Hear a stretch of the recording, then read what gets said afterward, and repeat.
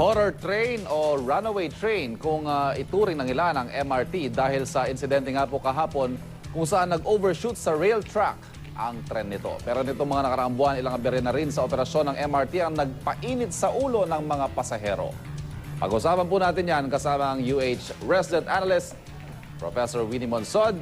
Tita Winnie, magandang umaga po sa inyo. Magandang umaga. Uminit din ba ulo nyo? Tulad ng karamihan kahapon? Hindi, nakuha ako kahapon talagang nagalit ako.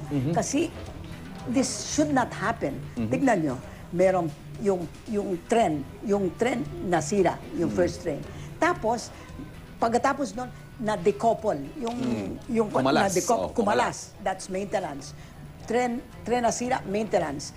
Decoupling, maintenance. Tapos, yung merong stopper sa track. Yung if a train goes awry, runaway. there is a stopper in the track that stops the train. Yung stopper hindi nag-stop. Hindi napastop. Hindi nagtrabaho. Alright. So those are maintenance and the tracks. Ngayon gusto kong malaman, hindi ba may maintenance tayo, may maintenance contract, ano nangyayari doon? Tapos, itong with respect to the tracks, the rails, yung pala, last year, October last year, there was an audit. MRT and LRT audited the tracks. And they recommended that there be a rail grinding and replacement system, program, that was be done. Sinabi nila yon December pa last year. Okay. August na ngayon, hindi pa nangyayari. Kaya, this was an accident waiting to happen. And it in fact happened. And it will continue to happen. At ito po, kaugnay niyan, kausapin natin, nasa linya ng ating telepono, DOTC Secretary Jun Abaya. Secretary Abaya, magandang umaga po. Ay, magandang umaga, Ivan. Magandang umaga, Tito Winnie. Magandang umaga sa ating mga kababayan. Go ahead, Tita, yung tanong ninyo. Secretary Abaya, there was an audit last year, October last year. There was an audit October last year. And the audit report of the MRT and LRT team said that there should be a rail grinding and replacement program undertaken. That was on your desk December last year. What happened to it? Why wasn't it done? Because that rail grinding and replacement program would have caught the fact that that stopper that should have stopped the train was flawed. Well, Tito Winnie, no, the rail grinding would have nothing to do with the stopper. Why? The need for rail grinding is first to ensure that the material used from the very start was good, and likewise to smoothen out the rails so as to limit the bump. As regards to the procurement po, we have procured that. It was it's currently ongoing. I have to check the current status. But the real problem, initial challenge there is the needed rail grinding machine was not available in country.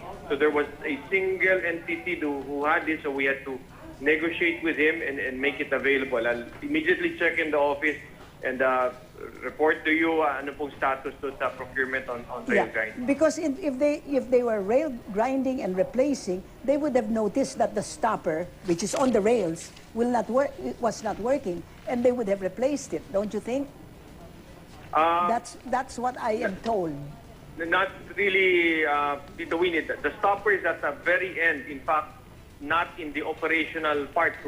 It's one of the last items before you hit the last barrier into the road. Yeah, so this should also be checked, but however, as regards to rail grinding and the stopper, I think they're independent components. okay, the decoupling of the train, ayun ang nangyari, no? Nasira yung train. Bakit nasisira yung train? Ganyan ba? With constant maintenance, why should a train masira? Well, I am not here to defend any maintenance provider. We have contracts with them. We are guarding them. There are key performance indices that we measure them with, and we penalize them if they don't comply with such standards. Have they been penalized? Yes, have they been penalized? Yes, we penalize them because it's very clear in the contract they should deploy certain number of trains during the day.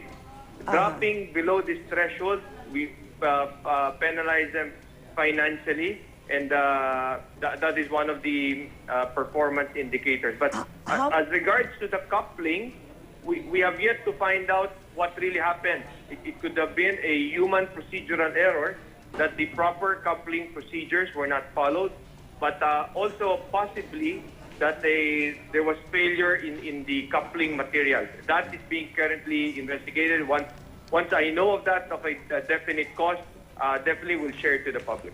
Okay, now how about the management of MRT? Who is managing MRT?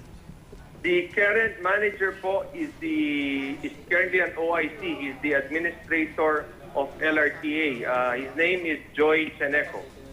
Okay. And he has full-time job in LRT and he has full-time job in MRT. Ganun ba yun? Yes. Opo. Does he go to MRT? Yes, he does. He makes his round. He visits LRT1, LRT2, and MRT3 daily po. Because I thought he designated somebody named Rod Bulario, an engineer lang eh. You know, No, so the good, tell us. Hindi po. First of all, he couldn't designate an OIC for MRT3. It's only the secretary who could do that. Well, I know Mr. Seneco quite well.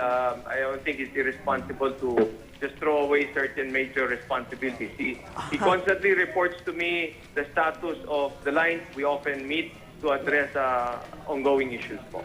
Okay, thank you very much, Secretary Secretary Abaya. Abaya, maraming Thank you, salamat Tito po. Winnie. Thank you, Ivan. Salamat po. Tito Winnie, parting shot? May mga bagong coach daw po tayo 2015 eh. Yeah, Pero yun between nga, 2015 pa. there are four months until 2015. Ano, magkakaroon ba tayo ng aksidente every month or something? Nako, nakakatakot yon. The I don't see why the MRT doesn't have a full-time manager. Sabi niya na this Chaneco goes every day.